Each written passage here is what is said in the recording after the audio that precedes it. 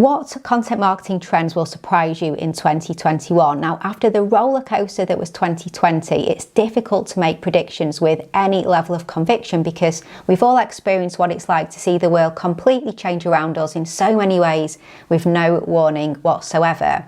But that said, it's somewhat of a tradition for me to start the year by sharing my predictions for the year ahead from a content marketing perspective, and I'm not about to break that tradition.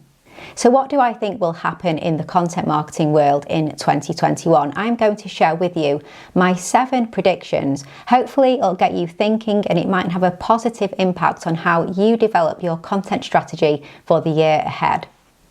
So number 1. Content FOMO rules over social FOMO. What do I mean by this? Well, if you look at the social media platforms that are winning right now, they are content-led versus social-led. It used to be that we went to social media to find out what our friends were up to, we'd see get-togethers, people having fun, we'd share what we've been doing socially, and as a result we were driven by social FOMO, so the fear of missing out socially. But the platforms that are taking over are not driven by social FOMO. So think about it, TikTok, the fastest growing social media platform, and it's all about the content. There's still FOMO taking place, but it's content FOMO. So what content did I miss out on? What have people who I don't even know been posting? TikTok is creator led and they play on content FOMO, and other platforms are becoming more and more like this too.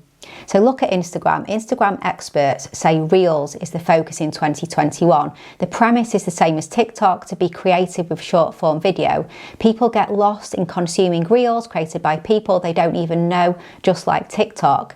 And then look at LinkedIn. It started off more a professional networking site, then LinkedIn became more sociable, and then LinkedIn became very content focused. We have different types of posts, from text to carousels to videos to live streaming, and we have stories now too. We are going to see this more and more. I'm not saying that social in social media has gone, far from it, but the content first platforms are leading. Social FOMO is being replaced by content FOMO, and this will continue. Number 2, there'll be more video content and more focus on trust and transparency. So the pandemic will continue to fuel the growth of video content. We'll see videos on social media in both long and short form, as well as webinars and virtual events. Trust is and always has been an important factor when it comes to consumer behaviour, and that will be the case even more so in 2021. People are really yearning for transparency, and no other type of content can establish trust in the way that videos can.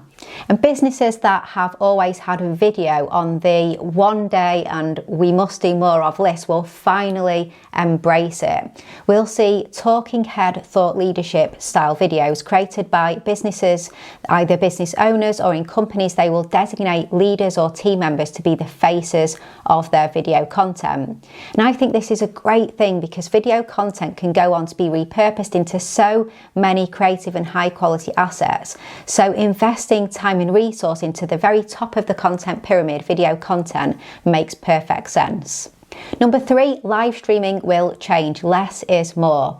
Now, for years now, marketers have been saying that live video content is the future, but that hasn't really come to fruition. There's plenty of people creating live video content, some doing exceptionally well, but it's hardly near the predictions that live video will be the main content consumed on social media. That just hasn't happened. And I think we're going to see less people doing weekly live streams on platforms like LinkedIn, Facebook and YouTube. We see a lot of this type of content. Quite often it will be guest interviews, and often it's fairly low production quality. I just think people will question why they are doing this and if it's what their audience really wants, and especially on LinkedIn. So do people really turn up to LinkedIn to watch a 1-hour live stream interview? And we'll see less people creating live videos that do not need to be live, where higher quality pre-recorded video is the way to go. Those live features just don't get utilised, so why make it live? But in contrast, we will see more live streaming for events and for webinars. In that case, it's going to be high quality live videos with lots of audience interaction and so on. And we'll also see more behind the scenes live streams, taking audiences into the behind the scenes of their businesses and seeing what really goes on. So using live streaming to provide more transparency. So I guess in essence, what I'm saying is we'll see people and businesses do less live streams, but when they do them, they will have more of a purpose. For example, a training, a webinar, an event, or behind the scenes invitations. And they will have plenty of marketing and build up to live, and it will be treated like an event. Number 4, consistency wins over authenticity. We are always being told how important authenticity is. In fact, some would argue it's an overused word, and I do think authenticity is important, but I think we'll start to realise that consistency is what people are looking for first and foremost. For example, what do we want from our dentist? We want them to be consistent, right? Make no mistakes, focus, good at their job. No one wants to sit in the dental chair and hear that their dentist is having a bad day, that they're annoyed about something, that they've just broken up with their girlfriend or their boyfriend. They would be authentic in telling you that, but we don't want to hear that when they are stood over us with a drill in their hand. Now, we want the same from businesses and brands and creators that we follow. I'm not saying you should be inauthentic or fake, but I think we're starting to realise that being consistent with quality content and with a strong message beats pressurising yourself to be authentic all the time. So substance always wins over style, and authenticity is important, but there needs to be context. So number 5, there'll be more investment in content and social media. We see more people spending time online and consuming content these days, and also with social media offering the opportunity to stay front of mind, re-engage with past customers, stay close to current customers, and reach new people during the times when face-to-face isn't possible. Businesses have really realised just how important content and social media is. So I think we're definitely going to see more investment in content and social media, but that investment will also come with a really heavy focus on ROI. And with that being said, businesses will look to partner and outsource with specialists, or they'll also recruit in-house and have their content marketing and social media teams very much core to their business strategy versus being more on the sidelines. Number 6, the rise of micro and niche influencer marketing. So businesses will engage more in influencer marketing, but more so, they will start to work with niche or micro influencers. And what I mean by this is people with a small but very dedicated following. People who can get a lot more authentic in how they help to get your message in front of the right people, an audience that really trusts them.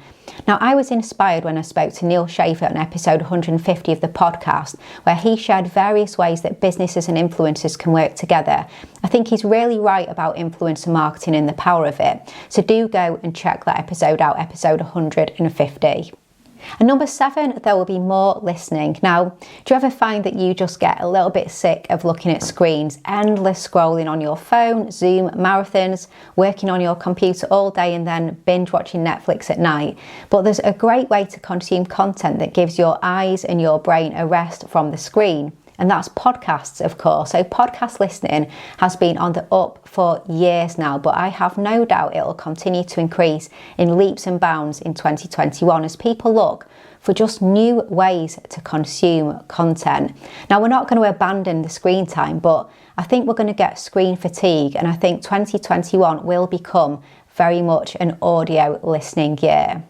So there you go, that's my 2021 content marketing predictions. I hope you found them useful. Of course, the fun thing about predictions is they can be perfectly imperfect. We can only wait and see what the next year has in store.